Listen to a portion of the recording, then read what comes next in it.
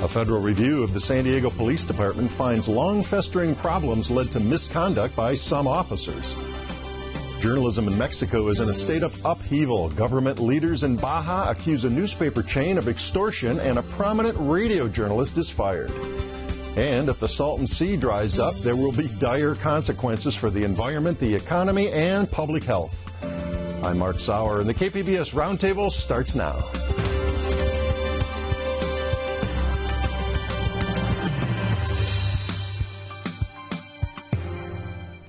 Welcome to our discussion of the week's top stories. I'm Mark Sauer. And joining me at the KPBS Roundtable today, are reporter Liam Dillon of Voice of San Diego. Hi, Liam. Hi, Mark. Good to see you back. Tony Perry, San Diego Bureau Chief for the Los Angeles Times. Tony, good to see you today. Good to be here. And Sandra Dibble, who covers the border for UT San Diego. Welcome. Good to have you here, Sandra. Thank you, Mark. Well, a huge cloud descended on the San Diego Police Department in recent years. 17 incidents of officer misconduct generated multiple lawsuits and criminal cases and dealt a sharp blow to public confidence in the police. A long-awaited review by the U.S. Department of Justice into what went wrong was released this week. Liam, let's start with the bottom line. What was the basic thing the feds concluded in this review? It's not good. That there were a number of cases where the department should have been more effective at sort of disciplining the officers and also overseeing the officers as well. And that was sort of the center of it. It wasn't just an issue of rogue officers or bad apples. What the feds really centered on and focused on was that sort of there was a culture of accountability that needed to be stronger. Okay, and your story had three key takeaways. Let's take them in order. Let's start with the first one. What did the review conclude about the impact of tight budgets under former Chief Lansdowne and, of course, the City Council and Mayor? Right, so there were a number of lean budget years as a result of the pension crisis in the city and also, obviously, the economic recession, which resulted in a number of cuts across the board. The police department took cuts the same way everyone else did. And what that meant is sort of this first-level oversight, the sergeants, the guys who are most on the ground with the patrol officers. In the trenches with the officers. Exactly, and they were on sort of a rotating basis. There weren't enough regular full-time sergeants, so they had to rotate sergeants in, and that was difficult for them to have kind of that frontline accountability that the Fed said you need. Okay, and you had sergeants who one day they're peers and they're working with these out, and the next day they're filling in, and suddenly they're a supervisor, and so problems are festering there, and they're not really very hard. Discipline. Very hard to discipline someone who the next day is going to be your colleague. Yeah, exactly. Yeah. And then now, should the staffing problems be laid at the feet of the police department? I mean, the City Council has that budget. We had tight years, as you noted. Sure, I think it's plenty of blame to go around there. I think as far as being critical of the former chief, I think, and this is some frustration I've heard of from council members, is that he would come to the budget every year and they'd say, "Chief, what do you need?" And he said, "We're good, we're good, we're good, we're good." Right. And sure, crime was down, but there were some things within the department, obviously, that needed some repair, and Lansdowne didn't really ask for it. Okay, and then how did Sandra, did you have a question? Well, just is there any indication that they're going to take heed now that the report's out? Sure. So as far as the staffing issue goes, there have been a number of changes. The mayor, and this is as a result of not just the problems, but also the bettering economy and more city revenues. The mayor just negotiated a deal with the police union to encourage raises, encourage recruitment, and all these sorts of things that hopefully will take care of the staffing issues which is one of the major concerns. I didn't find the findings. I think we knew what they were going to find. What I found interesting was how strong the language was. Right. On the one hand, a failure of leadership at many levels led to a failure to hold people accountable. That's pretty strong stuff. On the other hand, their more sweeping view of the San Diego Police Department was that it is sound, progressive, and very effective. Mm-hmm. Hard to walk away from this without thinking what they're saying, and Ronald Davis said that at the press conference. San Diego has a very, very good police department. It does have problems exacerbated by human failings and tight budgets. Right. As for Lansdowne, I remember Lansdowne stepping out in 2010 and saying we need that half-cent sales tax boost, along with the mayor, who was then Jerry Sanders, a former chief. Right. And the voters said, no, don't think so. And among the people who led the charge against that was a councilman named Kevin Faulkner, who is currently the mayor. So I think if you want to find some fault to the fact that the department is not well funded, Kevin Faulkner has his share of that fault. And like I said, I think there's a lot of blame to go around, but I think as far as Lansdowne goes, and it's not just from council members, I've heard from rank and file police as well, that they really felt Lansdowne didn't step out. And Lansdowne himself, I mean, in a deposition in one of the cases, said, we really felt like officers felt like the city was abandoning praising them, and really, really, really strong language that we didn't hear out of him, while all these budget cuts were going on. Now, how did certain problem officers exploit this lack of oversight and this short staffing? Right. There was what was actually a bit disappointing about the report is it didn't really go into detail about any particular incidents or no names, Cases that were familiar. No cases. No, this particular supervisor didn't hold accountable in this particular situation. No emphasis on whether there was any further discipline down the road. But there was a small section that talked about some officers who were able to exploit the system by basically saying, I'm going to look for shifts where there are sergeants who are very, very, very busy, and that will allow me to kind of freelance and do what I want without the oversight that they would get to. Okay. What more do you think the chief, Shelley Zimmerman, will be doing? She's already done a bunch of these things. Promoted sergeants, body cameras, stern warnings about racial profiling. She reinstituted the professional standards, which is kind of like internal affairs, but not quite. She's done a lot of stuff.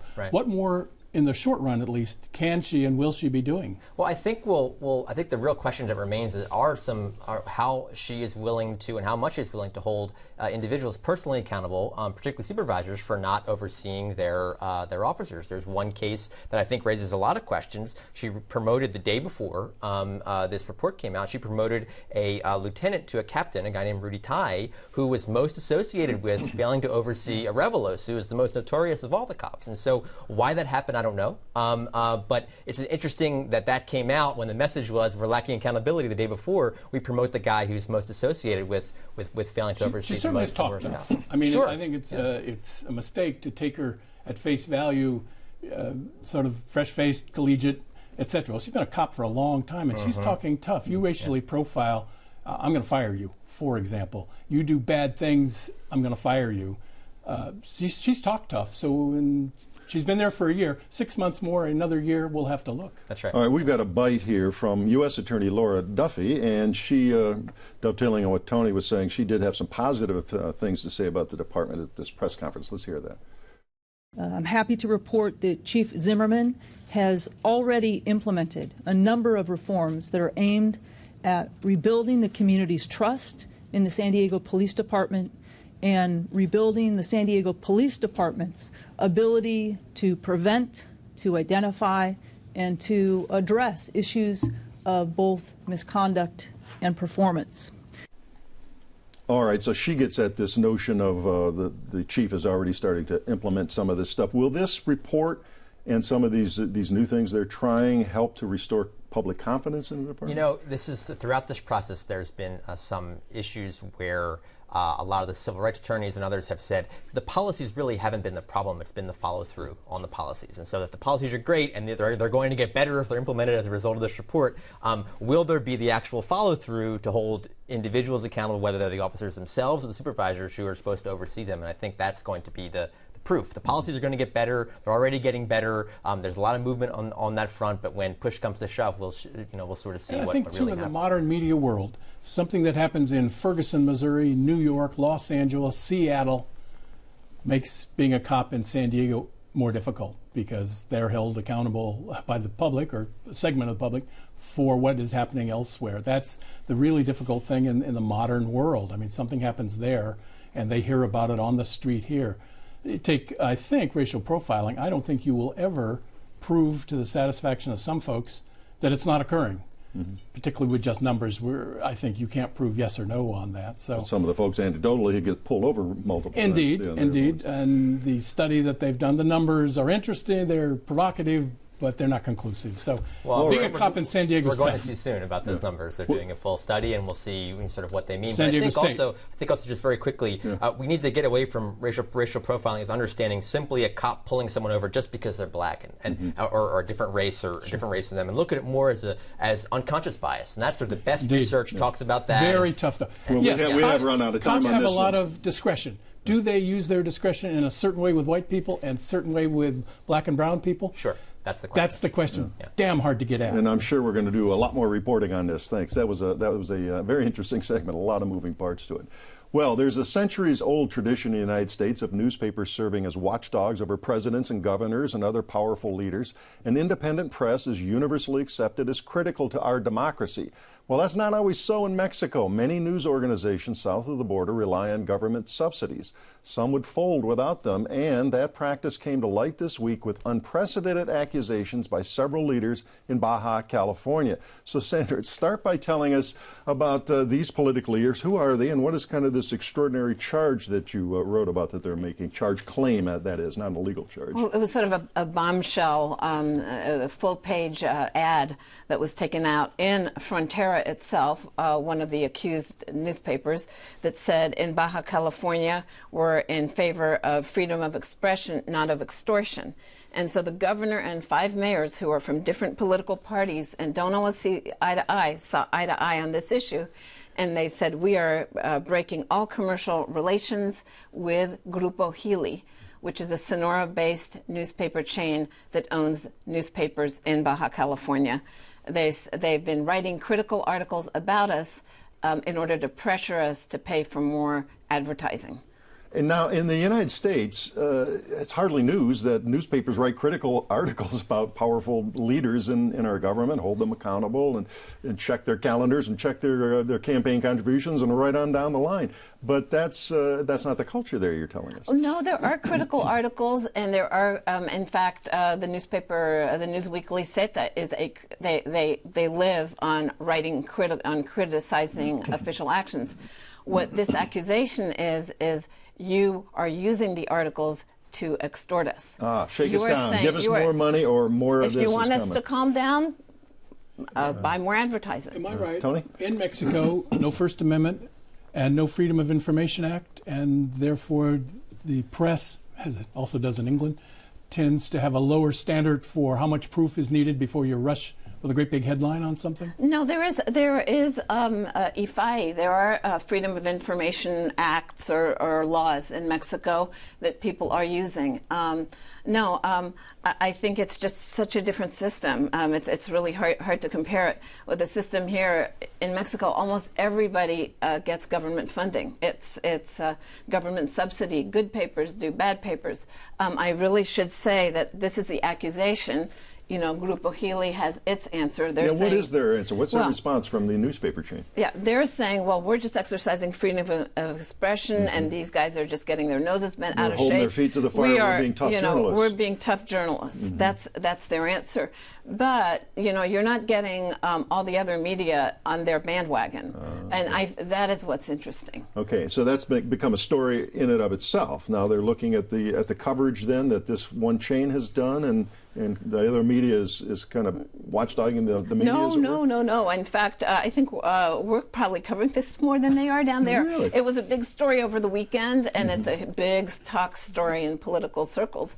But no, I think Adela Navarro of Zeta, she wrote a little something when it came out, but her whole column this week is about Carmen Aristegui, an entirely different controversy. Well, let's get on that real quickly here. Tell us who she is and what happened. Okay. Well, Carmen Aristegui was fired. She's a sort of a leading critical voice in Mexican journalism. She's one of the few really independent investigative journalists.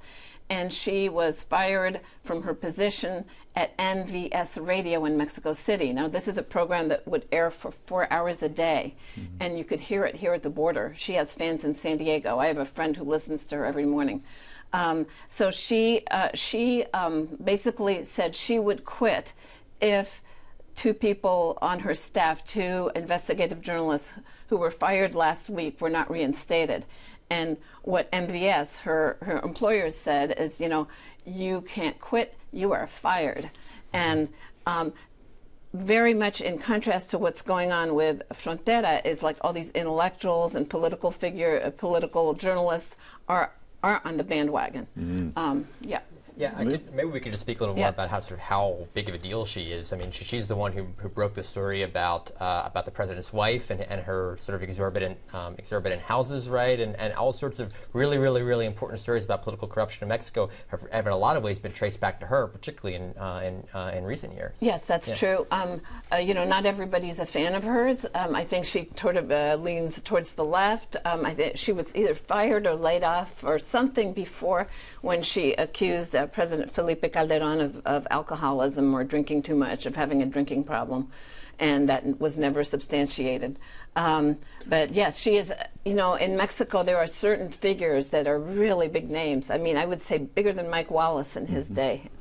Is there another venue? Can she go to another radio station, or is she just out of luck? No, she's on CNN in Espanol, so she has... So we're going to hear from her. She's still yeah, she's still, yeah. Let me get back to this subsidy. How much are we talking about? I mean, what percentage, maybe a ballpark of a budget for a newspaper would come from the federal government? Because we do have precedents here that we won't name names, but there's a certain networking here that gets a little bit of a stipend from the federal government, public broadcasting and all. But how big is it there? I mean, some of these folks would fold if it weren't for Oh that? yeah, I mean, I think I was reading, you know, studies about this. There's a group in Mexico City that studies this very issue, and they say some as much as 80% of their budget. Others, I asked Frontera. I called the you know, the Director General of Frontera. I said, well, what percent of your budget? And he said 3%. And some are skeptical of this. And what about the chain in question here? No, that's the chain in question. So he's just saying 3%. Do you know that for a fact? Or No, that's the problem. There's a lack of transparency. Okay. Yeah. And what's happening to newspapers in Mexico regarding revenue model? We've known what's happened for a long time in the U.S. here. The revenue model, the internet has disrupted things. Staffs have been shrunk down. People like me who used to work on newspapers now work here. What's happening in Mexico? Same sort of thing, the revenue model in deep trouble there? Not quite as much as us, because they have this government funding. But like Frontera used to have really thick classified ads, and this has shrunk. They have their own, you know, Craigslist and Facebook pages where you can sell stuff. So it's changing, but they have that cushion that we don't have. Okay, a couple seconds left. Is there any resolution in the works here? Are they talking about, you know, some sort of agreement or understanding to stop this, you know, extortion, as if it's that, or flattering stories on the other hand? Right. No. Frontera says they're going to sue the government for libel. Okay. So, but they haven't yet. Okay. So. You know, I don't know. Maybe everybody will just drop it, you know, and just quietly. I think what a lot of people would like to do is just like, let's just let this be over. Yeah. So, well, we'll see. Well, I'm certain you'll be following that, and we'll see what happens in the aftermath. Well, let's move on. The Salton Sea is California's largest lake, larger than Lake Tahoe. The water has no outlet, so it's extremely salty. It is still a welcome refuge for migratory birds, but it may not be much longer. The sea, created by an accidental flood in 1905, is shrinking. Dire circumstances loom, as state water officials heard this week. Tony, tell us what, besides our endless drought, is causing this big lake to shrink down. Well, first remember that nature gave San Diego County everything you could want: beaches, mountains, beautiful scenery. It gave us Camp Pendleton to keep Los Angeles away. What it didn't give San Diego County is water. And so San Diego has always been in the desperate search for water, particularly to break away from the Metropolitan Water District in San Diego. It cut a great big deal with the farmers out in Imperial Valley. They have all the water they need. It's historic. And the big deal was cut in 2003. Now, problem, Salton Sea. 375 square miles, a sump, basically. It has no fresh water that goes into it, replenished like 90%, I believe, by agricultural runoff. If you sell some of agriculture's water to San Diego, the runoff goes down. That's runoff. Yep. So the 2003 deal that was cut says for 15 years, we'll put some fresh water in that'll slow down, although not halt, the decrease.